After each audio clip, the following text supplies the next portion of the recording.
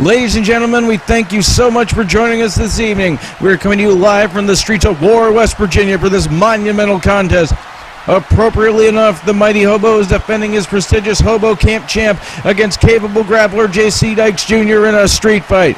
As per the station's direction, I'm going to refrain from any smartassery as best as I possibly can and call this one right down the middle. Mostly because the station is going to fine me $100 for every off-color remark I make concerning either the town, the wrestlers, or the people in attendance. Now that we've gotten our introductions out of the way, the mighty Hobo seems to be getting the best of J.C. Dykes in a test of strength. Now he's got him in a side wrist lock that looks to be quite painful from our vantage point. Because of the nature of the contest, we only have 2 cameras here to document the match, but I can assure you fans viewing at home that the look on Dykes' face is one of great pain. I would definitely not want to be him right now. Hobo finally lands the first significant strike of the match with a very hard right hand that sends Dykes crashing to the canvas. We get a flurry of offense out of J.C. Dykes, but oh dear sweet Jesus, the Hobo counters with a thunderous forearm that sends Dykes back down to the canvas once again. While I don't expect to be calling a technical classic on this evening in War, West Virginia, I have to say that even this early in the contest, I am legitimately shocked that the action hasn't spilled out onto the streets.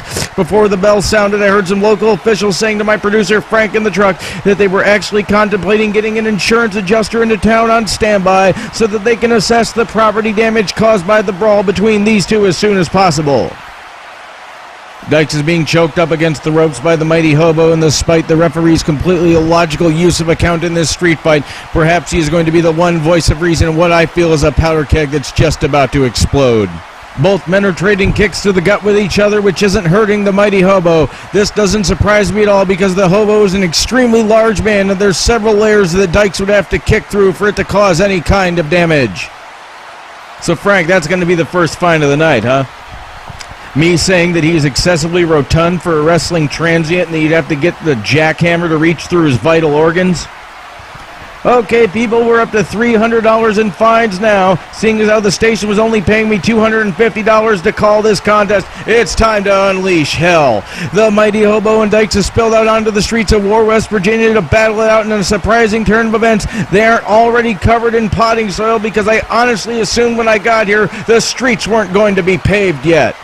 They're brawling on the streets as the people curiously look on, waiting for them to hurry up and finish this ridiculous nonsense because they all want to get back to the UFO viewing party. Hobo whips Dykes into a stalk of corn as a bunch of guys in camouflage hunting caps look on, and the shopkeepers in the surprisingly paved road are all going to be getting really upset if this match causes any actual property damage because it normally takes 8 or 10 weeks for a new piece of window glass to get into the hilly terrain surrounding this town by covered wagon. Surely this match will get a lot of local press coverage on the page of this town's tri-weekly newspaper.